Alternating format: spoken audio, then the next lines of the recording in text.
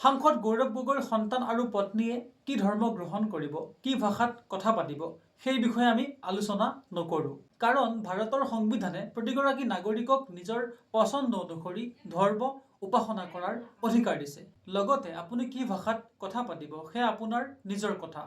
আপোনাক কোনেও জোৰ জবৰদস্তি কৰিব নোৱাৰে। কিন্তু তেওঁৰ পত্নী আৰু সন্তানৰ নাগৰিকত্বৰ কথা জানিবলৈ, প্ৰশ্ন কৰিবলৈ আমাৰ সকলোৰে অধিকাৰ আছে।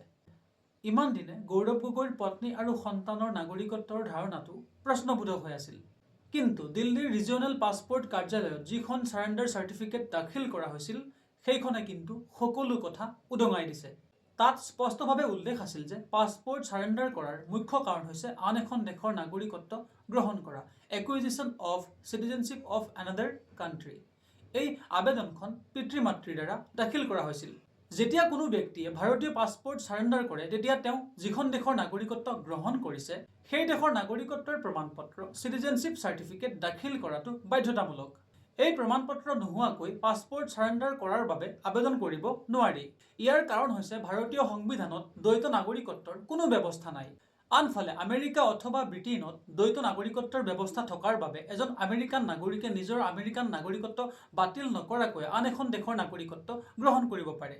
ইমান দিনে অসমীয়া আৰু ভাৰতীয় মানুহৰ এটা প্ৰশ্ন আছিল যে গৌৰৱ গগৈৰ সন্তান প্ৰকৃততে ভাৰতীয় হয়নে?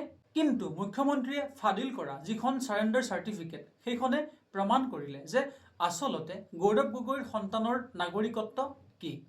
মই এই ভিডিঅ'টোত কোনো ধৰণৰ জাতি ধৰ্মক টানি আনিব খোজা নাই। তাৰোপৰি মই ক'ব যোৱা নাই যে গৌৰৱ গগৈৰ পাকিস্তানৰ লগত লিংক আছে। মই কেৱল পাছপোৰ্টৰ যিখন চাৰেণ্ডাৰ চাৰ্টিফিকেট, তাৰ ওপৰতহে এই ভিডিঅ'টো প্ৰস্তুত কৰিছোঁ। সেইকাৰণে আটাইলৈ মোৰ অনুৰোধ যে এই ভিডিঅ'টোক ৰাজনৈতিক দৃষ্টিভংগীৰে নাচাব। কথাখিনি কেৱল মই ৰাইজৰ জ্ঞাতাৰ্থে জনালোঁ। এই ভিডিঅ'টোৰ দ্বাৰা মই কোনো ধৰণৰ বিতৰ্ক বিচৰা নাই। ধন্যবাদ।